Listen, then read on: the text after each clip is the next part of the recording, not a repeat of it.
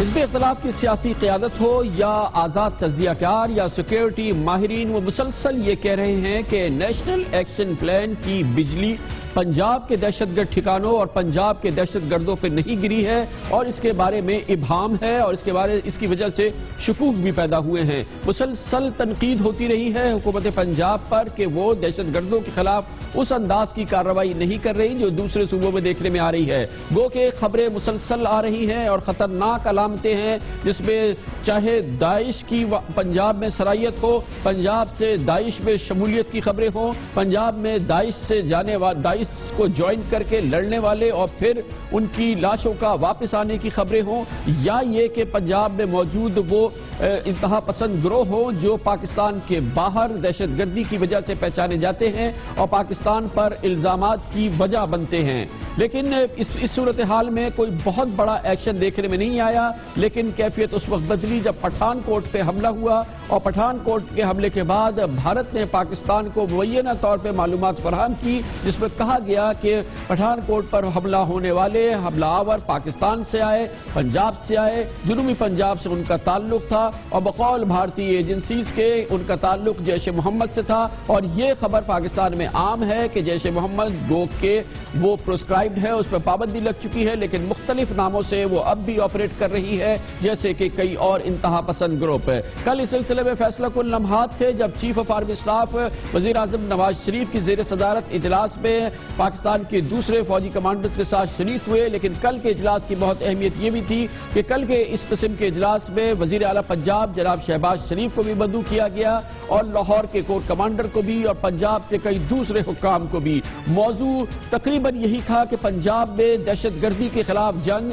یعنی کہ داعش ہو یا جیش جیسی دوسری تنظیمیں، ان کے خلاف جدوجہد کا آغاز کرنا ہے، کریک ڈاؤن کا آغاز کرنا ہے، اور فوری طور پہ کرنا ہے۔ کیا حکومت پنجاب یہ خود کرنے کی اہل ہے، یا اس کے لیے رینجز آئے جیسے کہ کراچی میں آئی ہے یا دوسری جگہ پر آئی ہے، فوج ساتھ کھڑی ہو یا نہ کھڑی ہو، لیکن بہرحال فیصلہ کن کارروائی کا وقت آ گیا ہے، اور کل اس سلسلے میں فیصلہ بھی کیا گیا۔ پاکستان میں حالیہ دنوں میں جو واقعات ہوئے ہیں اس حوالے سے اس فیصلے کی امید بھی کی جا رہی تھی اور اس کا مطالبہ بھی۔ اس کی ابتدا کل ہی ہو گئی تھی جب بھاولپور، بھاول نگر اور جنوبی پنجاب کے مختلف علاقوں میں بقول حکام کے کلدم جیش محمد کے درجنوں کارکنوں کو گرفتار کیا گیا۔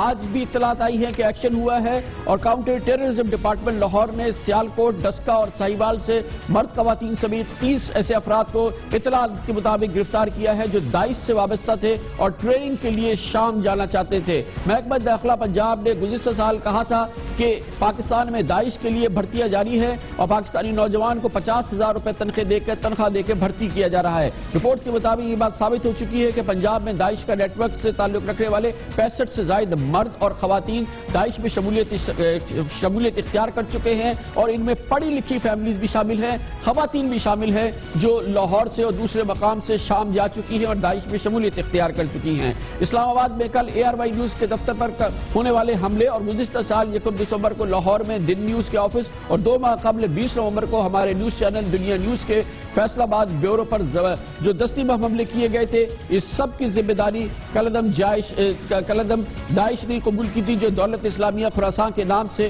یہاں پہ آپریٹ کرتی ہے۔ لیکن داعش کی باقاعدہ موجودگی کی اطلاع پنجاب کے وزیر داخلہ اور وزیر قانون جناب رانا ثناء اللہ کو اب سے چند روز قبل باقاعدہ طور پر تسلیم کرنی پڑی تھی۔ پاکستان سے جو ہے ان لوگوں کی تعداد، جو ہماری اب تک کی جو انکوائریز ہیں، جو پروب ہے، جو انویسٹیگیشن ہے، اس کے مطابق ان کی تعداد جو ہے دیٹ از ناٹ مور دین 100۔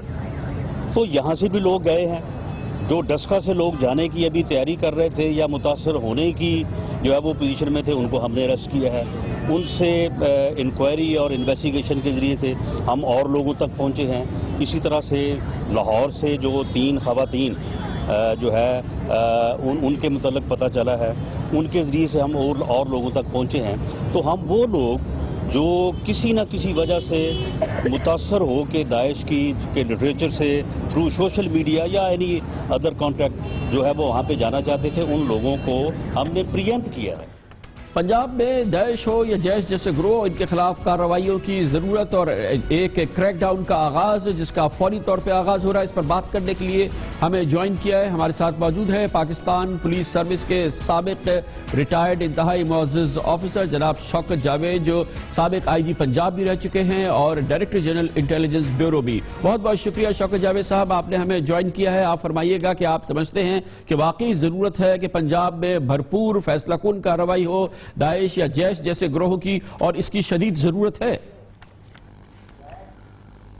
کامران صاحب, میں میرے خیال میں کسی ایک صوبے کو مورد الزام نہیں ٹھہراؤں گا. میں جو ہماری مرکزی حکومت ہے, سینٹرل گورنمنٹ, فیڈرل گورنمنٹ, اس کو مورد الزام پہلے ٹھہراؤں گا, کیونکہ جب ہم نے نیشنل ایکشن پلان نافذ کیا اور اس پر عمل درآمد کا ہم نے عندیہ دیا, تو تمام وہ نکات جن پر کہ ملٹری نے یا ملٹری کے اداروں نے کام کرنا تھا, ان پر تو کام ہوتا بالکل نظر بھی آ رہا ہے اور اس کے نتائج بھی سامنے آ رہے ہیں. لیکن تمام ایسے نکات جن پر کہ سویلین گورنمنٹ نے کوئی کام کرنا تھا, ان کے بارے میں کچھ نہیں ہوا سوائے زبانی جمع خرچ کے. اور اگر آپ مجھے کہیں گے تو میں ایک ایک نقطے کی وضاحت کرنے کو تیار ہوں اس بارے میں کہ اس بارے میں کیا کہا گیا ہے. لیکن اس کی وجہ کیا ہے؟ میں سمجھتا ہوں کہ صرف پنجاب کا مسئلہ نہیں ہے. اگر سویلین گورنمنٹ نے نہیں کیا, کیونکہ کراچی میں اور سندھ میں تو رینجرز نے کام کیا, اور ظاہر ہے کہ وہ کور ہیڈ کوارٹر کے ساتھ فوج کے ساتھ مل کے کام کرتے ہیں. قبائلی علاقوں میں فوج براہ راست کارروائی کر رہی ہے. بلوچستان میں ایف سی جو فوج کے ساتھ مل کے کارروائی کر رہی ہے. لیکن پنجاب ایک واحد صوبہ ہے کہ جہاں پر ظاہر ہے کہ یہ گیپ ہے, جیسے کہ آپ فرما رہے ہیں کہ فوج اور فوج کے اداروں نے تو کارروائی کی, لیکن پنجاب میں کیونکہ فوج اور فوج کے ادارے یا رینجرز کارروائی نہیں کرتے, وہاں پہ یہ گیپ ہے. آپ کے خیال میں وہاں کیوں نہیں کارروائی ہوئی؟ نہیں, میں سمجھتا ہوں یہ گیپ صرف پنجاب میں نہیں ہے. یہ پنجاب تمام وہ سیٹلڈ ایریا جہاں پولیس کا عمل دخل ہے, یہ ان تمام علاقوں میں ہے.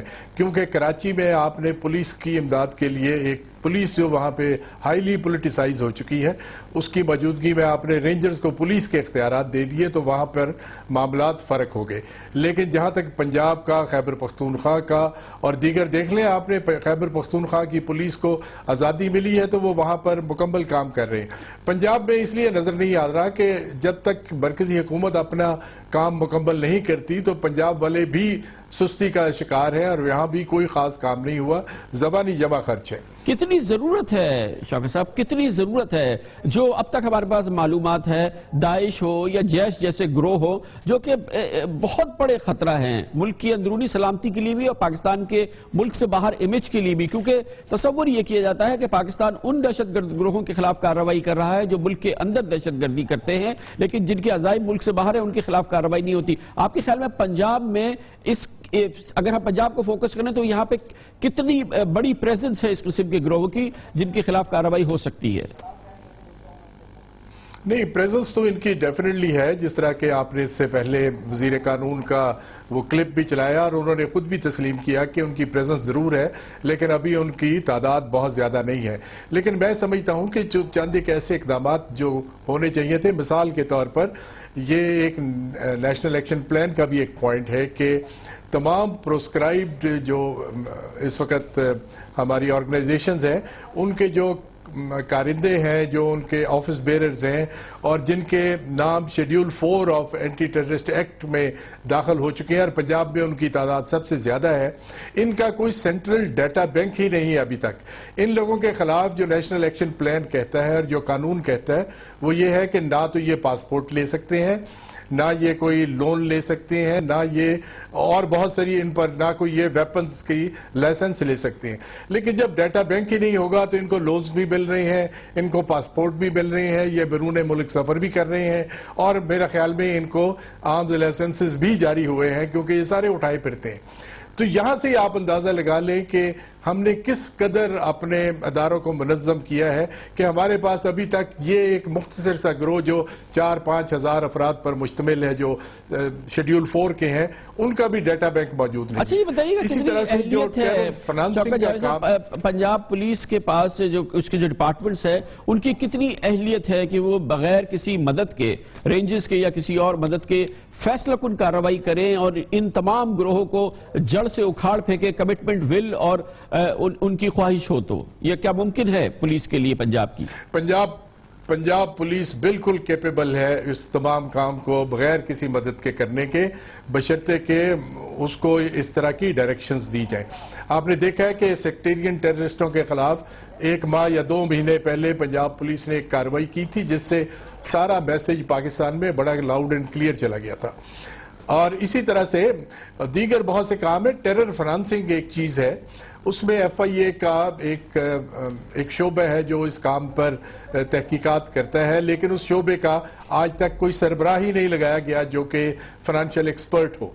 तो इस तरह की बहुत सारी चीज़ें हैं। मदारिस का कोई रिफॉर्म्स नहीं किया जा रहा, मदारिस को खुला छोड़ा हुआ है। और आपने देखा है कि हमें अक्सर और बेशतर ये बताया जाता है कि कुछ 100 से ज़्यादा मदारिस को बंद कर दिया गया है नेशनल एक्शन प्लान के तहत, आज तक उनकी फहरिस्त शेयर नहीं की गई। तो मैं समझता हूँ कि पंजाब में ही बेशुमार इस तरह के हैं। आपके इस्लामाबाद में एक साहब हैं जो खुलेआम दाइश की हमायत में रोज़ जुलूस में निकालते हैं हर जुमे को, और जुमे का खुतबा भी देते हैं। तो जो हुकूमत एक खुतबा नहीं रोक सकती और एक ऐसे शख्स को कि जो वहाँ पे मुलाजमत भी नहीं कर सकते, उनको भी नहीं कर सकती, उनका मदरसा टेक ओवर नहीं कर सकती, वहाँ से आप अंदाज़ा लगा लें कि ये तो एक वाइब होती है। जब फेडरल गवर्नमेंट आपको करती हुई नजर आएगी तो सूबे खुद ब खुद करना शुरू कर देते हैं। बहुत बहुत लेकिन शुक्रिया वहीं से जनाब। काम नहीं हो रहा, चुनाचे बहुत बहुत शुक्रिया जनाब शौकत जावेद, साबिक IG पंजाब हमारे साथ मौजूद थे, साबिक DG IB भी हैं। उन्होंने कहा कि फेडरल गवर्नमेंट की बिल नजर नहीं आती। इस्लामाबाद में एक साहब खुलेआम दाइश की हिमायत करते हैं, इस्लामाबाद में दर्ज देते हैं, और मगर हुकूमत उनके खिलाफ कोई कार्रवाई नहीं करवाई। उन्होंने कहा कि पंजाब में भी इस किस्म की बड़ी कार्रवाई नहीं हुई है, और नेशनल एक्शन प्लान के मुख्तलिफ नुकात हैं जिस पर अमल दरामद नहीं हो रहा, और इसमें सबसे कमजोरी वफाकी हुकूमत की है। लेते हैं खबर से ब्रेक, और उसके बाद जिक्र करेंगे पाकिस्तान की हुकूमत में अगर वजीर आजम नवाज शरीफ के बाद सबसे ज्यादा बाइख्तियार और सबसे ज्यादा बाअसर कोई वजीर हैं या सियासी शख्सियत है तो वो है जनाब इसहाक डार, जो फिल है तो वजीर खजाना, लेकिन उनकी अहमियत दूसरे कई शोबों में बहुत ही कलीदी है। जनाब इसहाक डार हमारे साथ होंगे खबर से ब्रेक के बाद।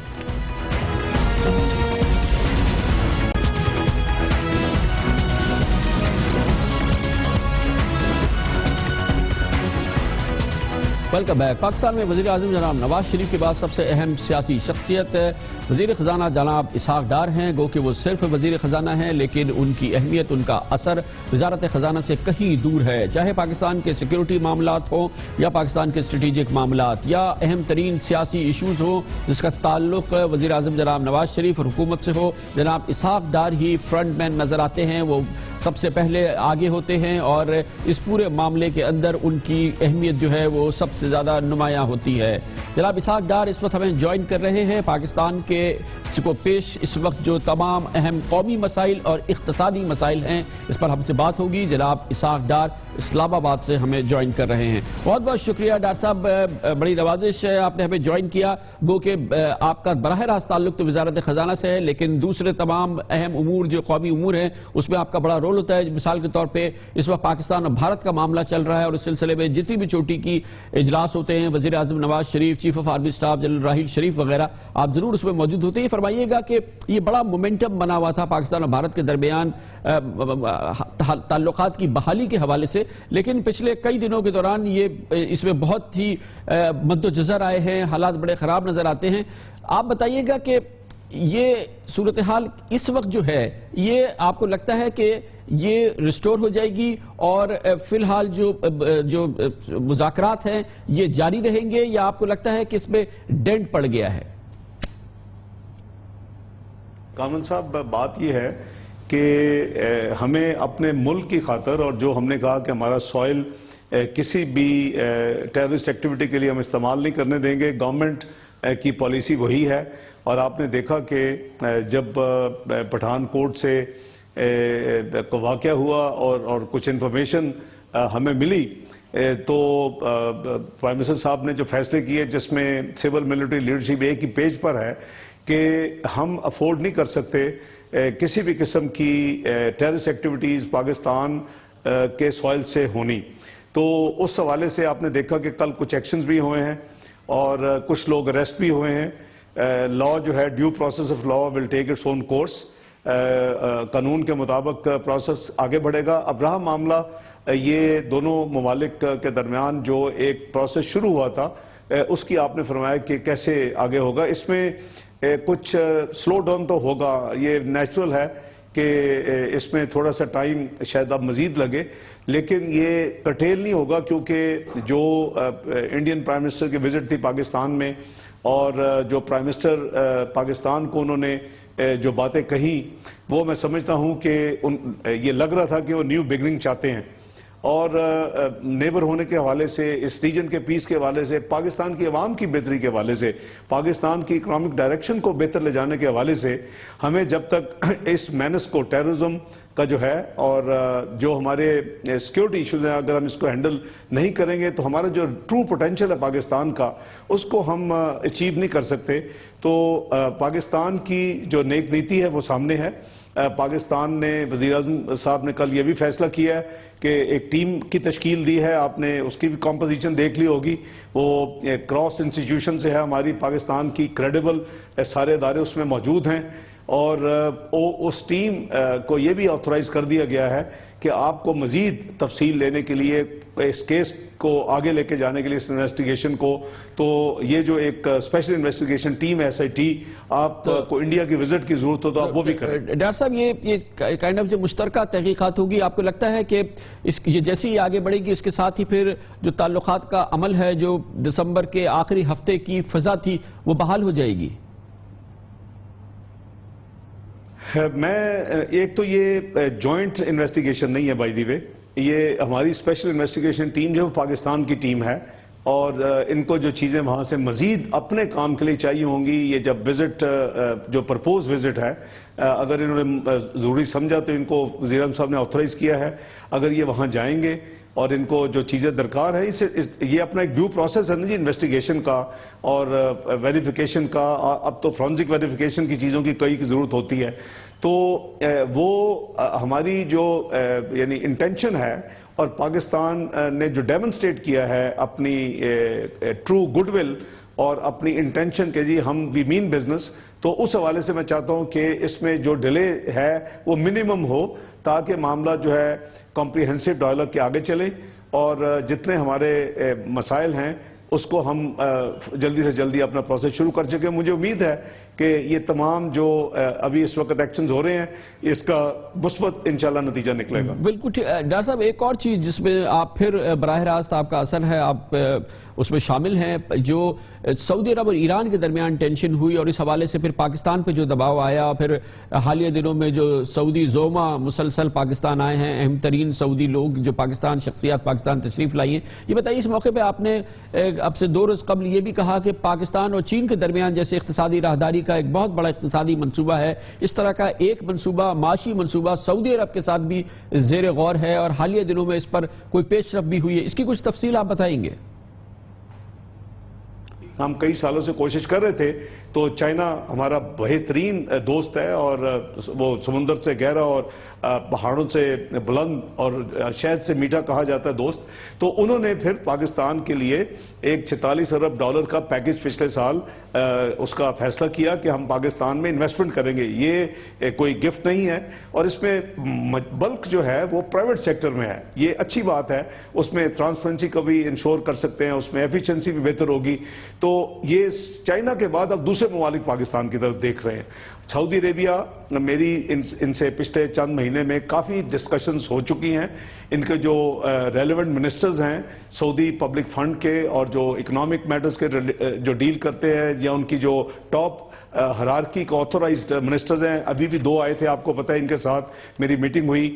پچھلے ہفتے، ایک ہفتہ پہلے اسسٹنٹ ڈیفنس منسٹر آئے تھے، ان کے ساتھ ایک منسٹر آئے تھے، میٹنگ ہوئی۔ وہ اپنا انٹرسٹ اب پاکستان میں اب انہوں نے ڈیمونسٹریٹ کیا ہے کہ آپ کی اکانومی ماشاءاللہ بہتر ہو رہی ہے، ہم چاہیں گے کہ ہم پاکستان میں ہم بھی انویسٹ کریں، اور انہوں نے مثلا ان کے جو ایریاز آف ایکسپرٹیز ہیں سعودیہ کے، انہوں نے petro chemical complex, refinery, energy کی طرف، گیس پائپ لائن کے حوالے سے ہم نے کئی پروجیکٹس ڈسکس کیے ہیں۔ یہ پازیٹیو شروعات ہیں۔ سی پیک کو بھی آلموسٹ 8-9 مہینے لگے تھے بات چیت میں، اور جب ٹرانسلیٹ ہوا تو ادھر بھی ہم اب فاسٹ ٹریک پہ ان کے ساتھ کام کریں گے۔ تو اب دوسرے ممالک پاکستان کی طرف دیکھ رہے ہیں۔ میری ریسنٹلی کویت میں بھی وزٹ ہوئی ہے، وہاں 40 ملکوں کے فائنانس منسٹرز اور ان کے سینٹرل بینک کے گورنرز تھے، ایک دن کی گلوبل اسلامک کانفرنس تھی، وہاں بھی انہوں نے جو Kuwaiti deputy prime minister finance minister ہیں انہوں نے بھی کافی کین انٹرسٹ شو کیا ہے. یہ ممالک اب پاکستان کی طرف دیکھ رہے ہیں, اور جیٹرو جو اتنا ایکسپیرینس ادارہ ہے جاپان کا, جب وہ کہتا ہے کہ Pakistan is likely to be second choices place for foreign direct investment, تو it means a lot. Doctor صاحب, آپ جو حکومت کے سیاسی مسائل ہوتے ہیں, کلیدی سیاسی مسائل, اس میں بھی آپ ہی کافی بڑا رول پلے کرتے ہیں. ایم کیو ایم کے ساتھ اس وقت حکومت کی, پاکستان مسلم لیگ نون کی قرابت کی کیا پوزیشن ہے؟ کیا آپ کے رابطوں کا کیا احوال ہے؟ کوئی ایسی جماعت نہیں ہے خان صاحب کہ جس میں 100% فرشتے ہیں یا 100% غلط لوگ ہیں, یہ ہم سب کو پتہ ہے. تو بات یہ ہے کہ جو اچھا ایلیمنٹ ہے, جو اچھے لوگ ہیں, اور جو یہ پولیٹیکل سٹیبلٹی کے لیے, اکنامک سٹیبلٹی لنکڈ ہے, اس کے لیے ہمیں سب کو آن بورڈ رکھنا ہے, چاہے وہ چھوٹی جماعت ہے, بڑی جماعت ہے. اسی اسپرٹ کے ساتھ ہم نے ان کے استعفوں کو, جو کہ فلاٹ تھے, میں پہلے دن سے کہہ رہا تھا دنیا ایک طرف تھی اور میں 2 گھنٹے بعد ایک طرف تھا, لیکن آخر میں اللہ تعالیٰ کے فضل و کرم سے ثابت ہو گیا کہ میری ورشن ٹھیک تھی اور ان کے استعفے جو تھے وہ ہو گئے, ختم ہو گئے, انفرکچرز ہو گئے. آج میں سمجھتا ہوں کہ آج بھی ہماری تمام جماعتوں کے ساتھ ریگارڈلیس کہ ان کا ریئیکشن یا نیگیٹو ہو یا پازیٹو, ہم چاہتے ہیں. اور آپ نے دیکھا کہ وزیر اعظم نواز شریف کا تو یہ ایک پریفرڈ روٹ ہے کہ تمام کو ساتھ لے کے چلیں. تمام کی ایشوز کے اوپر آل پارٹیز کانفرنسز ہوئی ہیں, وہ اے پی سی کا واقعہ ہو, وہ ٹیررزم کا حوالہ ہو, وہ سی پیک ہو, وہ ضرب عضب کا شروع کرنا ہو, وہ آئینی ترامیم ہو. مسلم لیگ نون میاں نواز شریف صاحب کی لیڈرشپ میں اس ریکنسیلیٹری نیشنل انٹرسٹ کو ہے. یہ فرمائیے گا کہ ایم کیو ایم ہم سے کہتی ہے, کل بھی فاروق ستار صاحب نے کہا کہ الطاف حسین صاحب کا میڈیا بلیک آؤٹ کا بہت اہم معاملہ ہے. آپ نے یقین دہانی کرائی ہے ایم کیو ایم کو کہ لاہور ہائی کورٹ میں یا کسی بھی عدالت میں یہ موقف آئے گا تو حکومت الطاف حسین صاحب کے میڈیا بلیک آؤٹ کی مخالفت کرے گی؟ دیکھیں, آپ کو تو قانون میں سپورٹ یا نہ سپورٹ کی تو بات ہی نہیں ہے. قانون کے مطابق عدالتیں فیصلے کرتی ہیں, اور آگے بھی جو عدالت کا حکم ہے جس کی وجہ سے یہ پابندی لگی ہوئی, آپ کو بھی معلوم ہے کہ اس میں جو کانٹینٹس تھے اس وجہ سے ہوا تھا. اور پھر انہوں نے, جہاں تک میں اس کیس کو فالو کر رہا ہوں, چونکہ یہ سب جوڈس میٹر ہے, میں ذرا کوشش کروں گا کہ اس میں منیمم بات کروں, لیکن انہوں نے پھر ایک انڈرٹیکنگ مانگی تھی, اور پھر اس کے بعد ایک ڈیو پروسیس کی بات ہوئی تھی.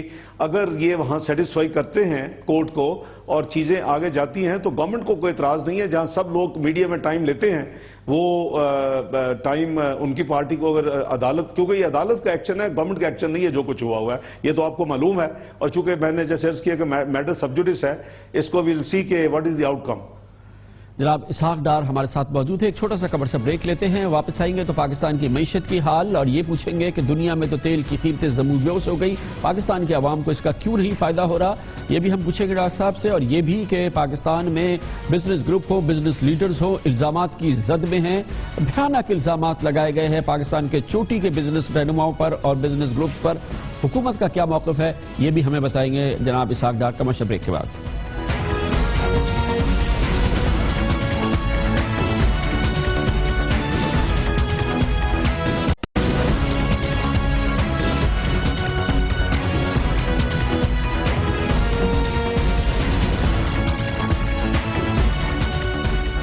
Welcome back. وزیر اعظم جناب نواز شریف کے قریب ترین معاون, پاکستان کے وزیر خزانہ اور پاکستان مسلم لیگ نون کے انتہائی اہم سینئر رہنما جناب اسحاق ڈار ہمارے ساتھ کمرشل بریک سے پہلے تھے. ہم نے قومی معاملات پہ جن پہ جناب اسحاق ڈار کی بھرپور معلومات اور اثر ہے ان سے بات کی, اور اب معیشت اور کاروبار. بہت بہت شکریہ ڈار صاحب. یہ بھی اب بتا دیجئے نا کہ جب سن 2014 میں تیل کی قیمتیں عالمی منڈی میں $115 فی بیرل تھی, آج یہ تقریباً $27 فی بیرل ہے عرب لائٹ جس میں ہم ڈیل کرتے ہیں.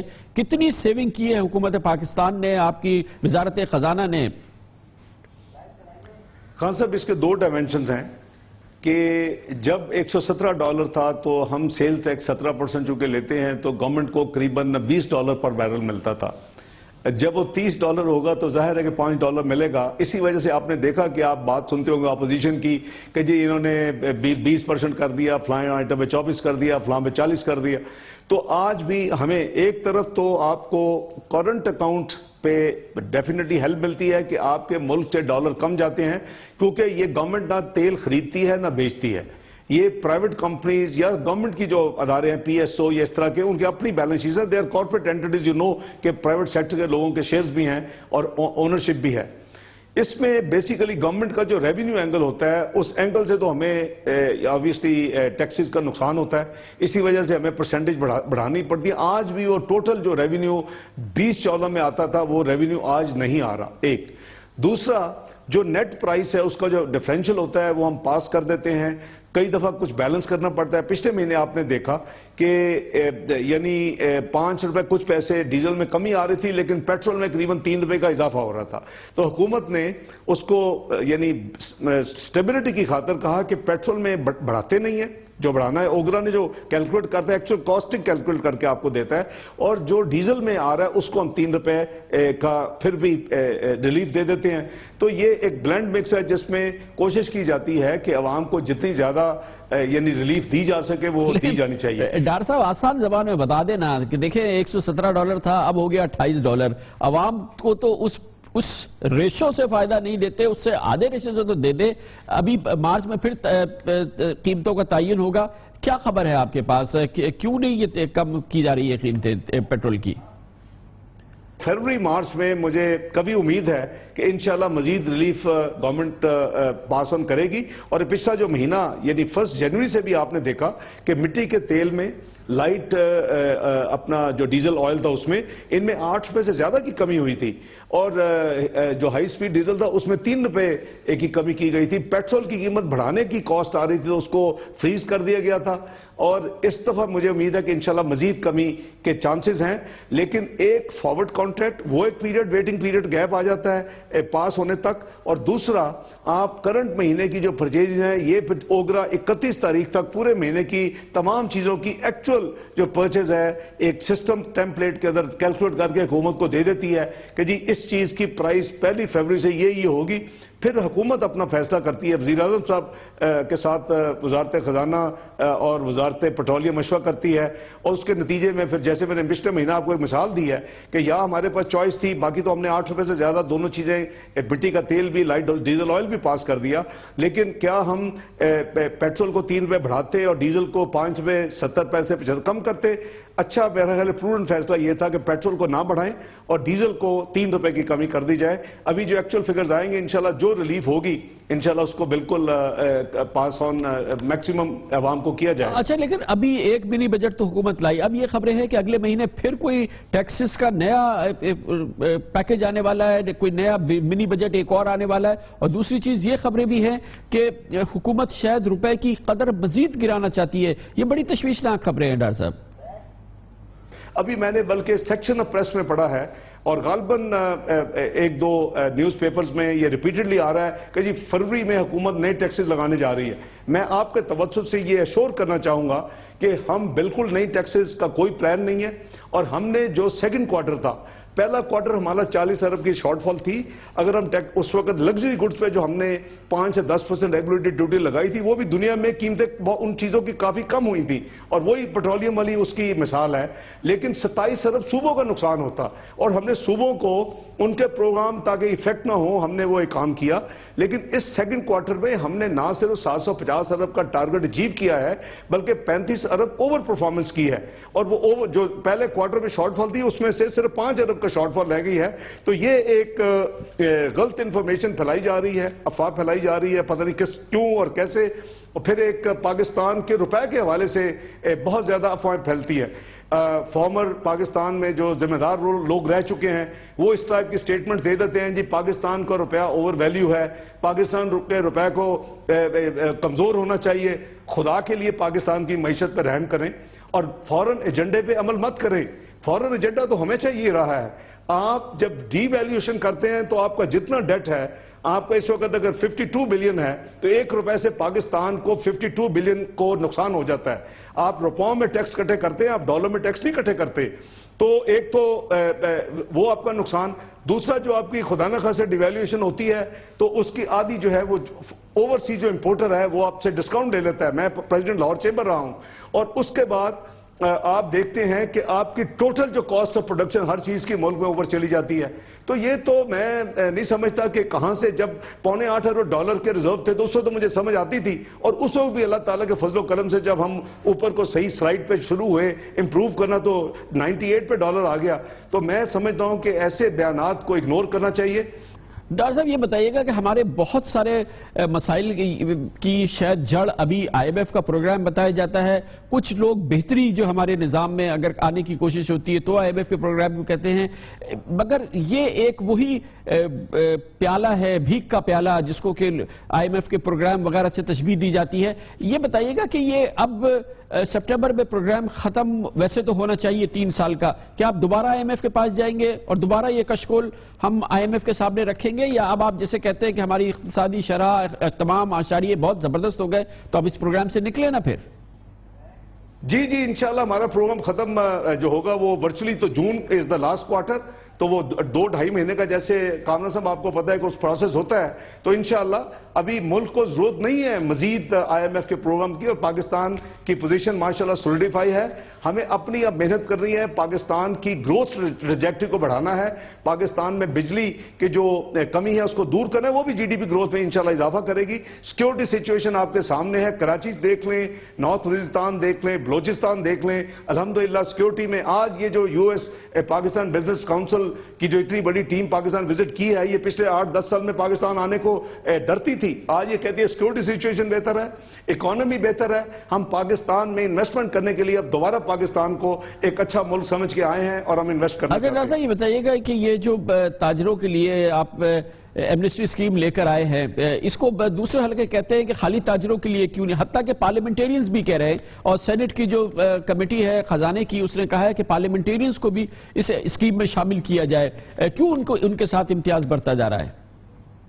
میں سمجھتا ہوں کہ یہ حکومت کا ویل کنسیڈرڈ فیصلہ تھا, یہ میری پرپوزل تھی اور میں اس کو ذمہ داری لیتا ہوں جناب وزیر اعظم کو کہ پارلیمنٹیرینز کو ہائی مورل گراؤنڈ پہ رہنا چاہیے. پارلیمنٹیرینز کو اس فیسلٹی کو استعمال کرنے کی اجازت نہیں ہونی چاہیے, چاہے وہ سینیٹرز ہو میرے سمیت, چاہے وہ نیشنل اسمبلی کے ممبرز ہو یا صوبائی اسمبلیوں کے ممبر ہوں. میں ابھی بھی اسی پہ سٹینڈ کرتا ہوں, میری حکومت کی مجھے سپورٹ ہے. اگر یعنی پارلیمنٹ ادر وے راؤنڈ کو فیصلہ کرتی ہے, ظاہر ہے سینٹ کا آئین کے تحت ریکمنڈیشن دینے کا حق ہے اور ریکمنڈیشن وہاں آ چکی ہے, لیکن یہ پھر نیشنل اسمبلی اور پارلیمنٹ فیصلہ کرے گی اور حکومت کی پالیسی ڈیسیژن ہوگا. میں ابھی بھی یہ سمجھتا ہوں, یہ بھی ہمیں کہا گیا کہ جی کو کورٹ میں چلا جائے گا اور کورٹ میں جا کے کہے گا جی ڈسکریمنیشن ہے پارلیمنٹیرینز کے لیے کہ ان کو یہ فیسلٹی نہیں دی جا رہی, اس کو ان کو بھی دیں. میں بڑے ادب کے ساتھ اپنے تمام جو میرے کولیگز بہن بھائی ہیں پارلیمنٹیرین, ان سے گزارش کروں گا کہ وہ اس کو اگر اویلیبل بھی ہو تو وہ کہیں کہ ہمیں نہیں چاہیے, کو ہمیں ہائی مورل گراؤنڈ پہ رہنا چاہیے. ہم لا میکرز ہیں. ڈاکٹر صاحب یہ بتائیے گا کہ ایک بہت اہم معاملہ ہے, اور یہ بہت ہی تازہ معاملہ نہیں ہے, ایک طویل عرصے سے چل رہا ہے, حالیہ دنوں میں اس میں بہت شدت سے اضافہ ہوا ہے, بزنس مین کانفیڈنس. پاکستان کے چوٹی کے بزنس مین ہیں, بزنس گروپس ہیں, ان کے خلاف الزام لگایا جاتا ہے, کسی کو منی لانڈر کہہ دیا جاتا ہے, کسی کو ٹیکس چور کہہ دیا جاتا ہے, کسی کو کرپشن کا بادشاہ کہہ دیا جاتا ہے, اور پھر جس کی وجہ سے ایک پاکستان کے جو سارے جو بہت ہی کلیدی بزنس کے گروپس ہیں, شخصیات ہیں, ان کا نام خراب ہوتا ہے. وفاقی ادارے کارروائی کرتے ہیں, نیب کے نام سے کوئی رپورٹ آ جاتی ہے, کبھی ایف آئی اے کوئی کارروائی کرتی ہے. یہ پورے ماحول سے ایسا لگتا ہے کہ بزنس ماحول جو ہے وہ خراب ہو رہا ہے, بزنس مین کا کانفیڈنس خراب ہو رہا ہے, اور یہ کافی عرصے سے سلسلہ چل رہا ہے. حالیہ دنوں میں بھی واقعہ ہوا ہے, ایف آئی اے کا ایک ایکشن ہوا ہے. آپ کی حکومت اس سلسلے میں مجموعی طور پہ کیا کارروائی کر رہی ہے کہ بزنس مین کا جو کانفیڈنس ہے وہ بہتر ہو, اور ان کی جو ڈیفیم ہوتے ہیں, جس طرح سے ان کے ناموں کو خراب کیا جاتا ہے, میڈیا بھی اس میں حصہ لیتا ہے, اس پہ آپ ہیں کچھ پریشان؟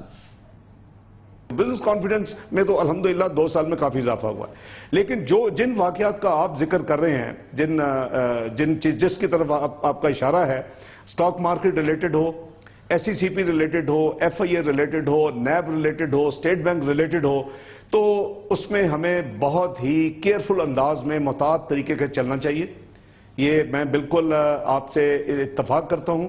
اس کے نیگیٹو سینٹیمنٹس بہت زیادہ ہوتے ہیں, اور جو ریسنٹ 1-2 واقعات ہوئے, آپ نے دیکھا کہ منسٹر آف فائنانس ہونے کے ناطے میں نے اپنی ذمہ داری نبھائی, اور ہم نے انٹیریئر منسٹری کے ساتھ ایک ایس او پی طے کیا ہے کہ اگر سٹاک مارکیٹ کے ریلیٹڈ اگر کسی کی کوئی کمپلینٹ ہے تو وہ پھر ایف آئی اے اسٹینڈ الون خود نہیں کرے گی, وہ ایف آئی اے اور ایس سی سی پی مل کے اس کو دیکھیں گے.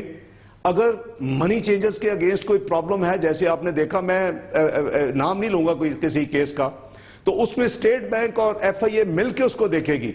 خان صاحب یہ ہمارا فرض ہے, ویسے بھی اسلامی فرض بھی ہے کہ جب تک کوئی چیز ثابت نہ ہو جائے ہم اس کو بدنام نہ کریں, اور یہ ہمارا وتیرہ بن گیا ہے, ایک کلچر بن گیا پچھلے چند سالوں میں.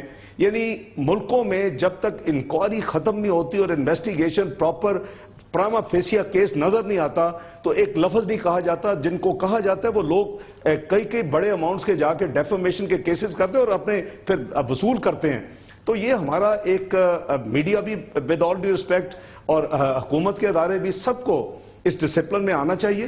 اگر غلط کام ہے تو کوئی اس میں معافی نہیں ہے, کوئی اس میں اس کا کبھی بھی اس کو سپورٹ نہیں کروں گا کہ آپ غلط کام کو ایمنسٹی دیں یا اس کو معاف کریں یا انڈیمنٹی دیں. لیکن ہمیں جب تک ایک چیز کسی پوائنٹ پہ نہیں پہنچ جاتی اور اسٹیبلش نہیں ہو جاتا, وہ میں سمجھتا ہوں کہ ایک تو اس کی تشہیر, اس کو ڈیفیم کرنا جیسے آپ فرما رہے ہیں, وہ بہت ہی غیر مناسب ہے اور غیر اخلاقی اور غیر مذہبی ہے. بہت بہت شکریہ جناب اسحاق ڈار. بہت اہم بات پہ ہماری گفتگو ختم ہوئی ہے. جناب اسحاق ڈار کی میڈیا کو بھی اور وفاقی اداروں کو بھی بہت احتیاط سے کام کرنا ہوگا. پاکستان کے کاروباری شخصیات ہوں, کاروباری ادارے ہوں اور دوسرے تمام معاملات, بہت اہم قومی اور اقتصادی معاملات پہ جناب اسحاق ڈار سے ہماری گفتگو تھی. کمرشل بریک, اس کے بعد ذکر کریں گے پاکستان پیپلز پارٹی کی پنجاب میں نیا کو کیا بلاول بھٹو زرداری بچا پائیں گے جہاں پر انہوں نے پچھلے 4 روز گزارے ہیں. جائزہ لیتے ہیں کمرشل بریک کے بعد.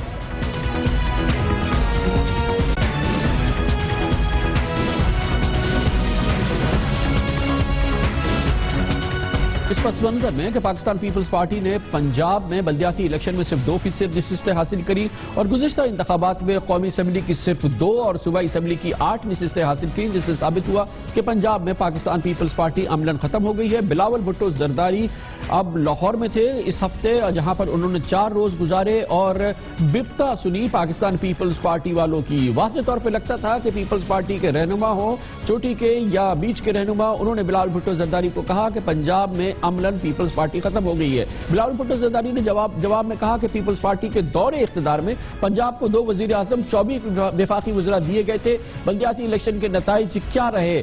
میں تو کبھی اقتدار میں نہیں رہا. پیپلز پارٹی کے دور حکومت میں اقتدار کے مزے لوٹنے والے کارکردگی کا جواب دے. انہوں نے پنجاب پیپلز پارٹی والوں سے کہا کہ پنجاب کے بلدیاتی الیکشن میں پیپلز پارٹی کی ناقص حکمت عملی کے ذمہ دار خود کو احتساب کے لیے پیش کرے اور پیپلز پارٹی کے معاملات کو میڈیا میں لانا اب برداشت نہیں کیا جائے گا. اب ایک دوسرے کی ٹانگیں کھینچنے کا سلسلہ بند کیا جائے. میں اب پارٹی کے رہنماؤں کی باتوں میں نہیں آؤں گا اور کارکنوں اور عوام سے براہ راست خود رابطہ کروں گا. پیپلز پارٹی کے رہنماؤں کا جواب شکوہ تھا کہ پارٹی, جناب منظور بھٹو نے کہا کہ وہ اپنا عہدہ چھوڑ دیں گے. منظور بھٹو نے یہ بھی کہا کہ قیادت کو پنجاب کے عوام میں آنا ہوگا, اجلاسوں سے کام نہیں بنے گا. فردوس عاشق اوان نے کہا کہ پیپلز پارٹی پنجاب میں مکمل طور پر ناکام ہو گئی ہے, جبکہ راجہ ریاض کا کہنا تھا کہ ضمنی بلدیاتی الیکشن میں کوئی پیپلز پارٹی کا ٹکٹ لینے کو تیار نہیں تھا. جبکہ افضل چن نے کہا تھا کہ پیپلز پارٹی ایک رہنما بشیر ریاض کے پارٹی مخالف کالم پہ ان کو شدید احتجاج ہے. اس اجلاس میں ہوا کیا, اس کی تفصیلات ہمیں بتائیں گی محترمہ فردوس عاشق اوان. بہت بہت شکریہ. فرمائیے گا, سنا ہے کہ بلاول صاحب نے بڑی بد اطمینانی کا اظہار کیا ہے, بہت زیادہ ان کو افسوس تھا اس ڈیزاسٹر پر. کیا کھل کے باتیں ہوئی ہیں؟ کچھ بتائیں نا ہمیں اس اجلاس کے بارے میں. دیکھیں, سب سے پہلی بات تو یہ تھی کہ پاکستان پیپلز پارٹی کی پنجاب کے اندر فرسٹ ایگزیکٹو میٹنگ تھی جس کو بلاول بھٹو زرداری نے چیئر کیا, اور ہمیں یہ خوشی ہے کہ انہوں نے پارٹی کے اندر ایک خود احتسابی کا عمل شروع کیا اور بلدیاتی الیکشنز میں جو پارٹی کی پرفارمنس رہی اس کو کھل کے ہم نے ڈیبیٹ کیا. جو میڈیا میں رپورٹنگ ہوئی وہ بہت حد تک مس رپورٹنگ ہوئی, کیونکہ انہوں نے جو کوسچنز تھے وہ تو میڈیا نے چلا دیے, لیکن جو ہمارے آنسرز تھے وہ اس انداز سے نہ چل سکے. قیادت کی کنسرنز تھے اور ہونا بھی چاہیے تھا, اور یہی ہم چاہتے تھے کہ وہ اس بات سے آگاہ ہوں کہ پنجاب کے اندر جو کرائسس چل رہا ہے, جو پنجاب کے اندر پارٹی کی ساکھ اس وقت بری طرح سے متاثر ہوئی ہے, اس کی ریوائیول کے لیے, پارٹی کی ری آرگنائزیشن کے لیے, ری اسٹرکچرائزیشن کے لیے کیا کرنا چاہیے. تو جو میٹنگ تھی وہ ایک بڑا اہم قدم تھا, مثبت قدم تھا. لیکن کوئی بدمزگی بھی ہوئی کیا اس دوران؟ کوئی بدمزگی بھی ہوئی فردوس عاشق اوان صاحبہ؟ देखिए, चंद दिन पहले एक कॉलम छपा था जिसका टाइटल था gang of four. Gang of four के हवाले से जो बशीर रियाज साहब जो पार्टी के सीनियर एक रहनुमा भी हैं और बहुत कुर्बानी है उनकी पार्टी के लिए, बिलावल भुट्टो जरदारी साहब, उनको चंद दिन पहले आपने देखा होगा मीडिया में, उनकी उनसे इंटरेक्शन भी हुई और अल्टीमेटली वो कल वाली मीटिंग में भी मौजूद थे। उस मीटिंग में जिन लोगों के हवाले से वो कॉलम छपा था उनमें से नदीम अफजल चंद साहब ने बड़ा खड़े होके उसको कंडेम किया था कि ये कॉलम जो है इससे पार्टी की साख मुतासर हुई है, तो लिहाजा इसकी मजम्मत होनी चाहिए और पार्टी के अंदर बैठ के इन चीज़ों को पहले डिस्कस होना चाहिए, फिर जाके इनको कॉलम्स की शक्ल देनी चाहिए। तो बशीर रियाज साहब ने इस पे अपना नुक्ता नज़र दिया और अल्टीमेटली एक हार्ड टॉक हुई जिसमें बिलावल भुट्टो जरदारी साहब ने इंटरवीन करते हुए ये मैसेज दिया क्लियरली कि हमें किसी भी सूरत पार्टी के अंदर लेग पुलिंग, खींचातानी और एक दूसरे को नीचा दिखाने की सियासत से निकल के हमें एक दूसरे की कोताहियों और गलतियों को फोकस करने की बजाय ये देखना है कि हम एक दूसरे को स्ट्रेंथन। बहुत शुक्रिया मोहतरमा फिरदौस आशिक अवान हमारे साथी। कमर से ब्रेक और उसके बाद जिक्र करेंगे कराची का एक और नाकाम तरीन मंसूबा और एक और बड़ी नालायकी हुकूमत सिंध की लियारी एक्सप्रेसवे पर बात करेंगे कमर से ब्रेक के बाद।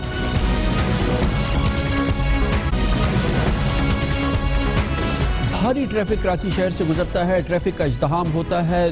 दूसरे शहरों में, बड़े शहरों में ट्रैफिक को रवा करने के लिए ज़बरदस्त मंसूबे सामने आते हैं, लेकिन कराची को इस ट्रैफिक के इज़्दिहाम से आज़ाद करने का कलीदी मंसूबा लियारी एक्सप्रेस वे था, जो कि पीपल्स पार्टी की हुकूमत आने से कबल शुरू किया गया था, लेकिन गुज़िश्ता 8 सालों के दौरान ये मंसूबा 1 इंच आगे नहीं बढ़ा है, दुगनी लागत हो चुकी है और वहीं का वहीं खड़ा है। सिंध हुकूमत की नालायकी की सबसे बड़ी मिसाल है लियारी एक्सप्रेस वे।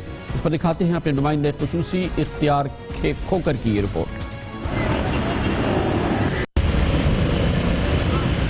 2 करोड़ से ज्यादा आबादी वाले शहर कराची में ट्रैफिक जाम रहना एक बड़ा मसला बन चुका है।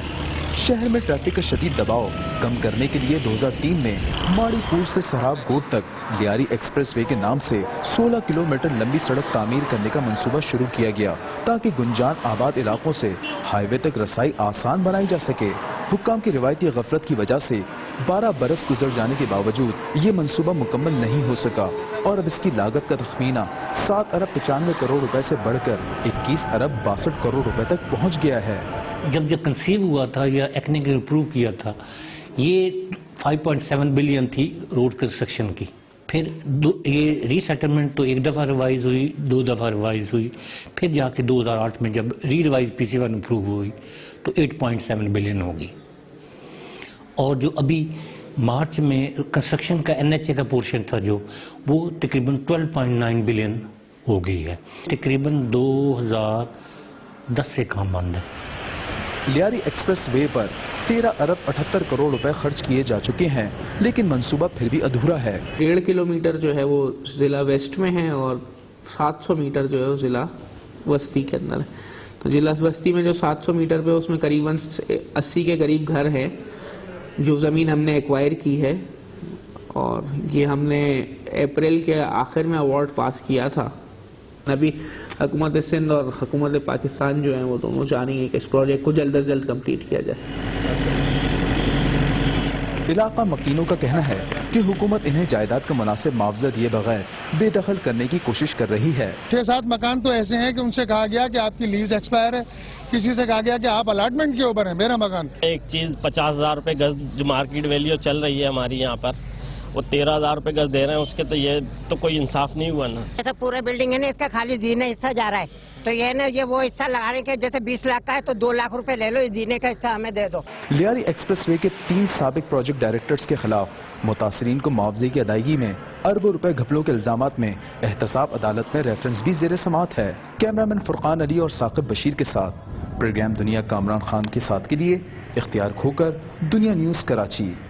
इस मंसूबे में भी अरबों रुपए हवा हो गए, लेकिन मंसूबा वही का वही खड़ा है।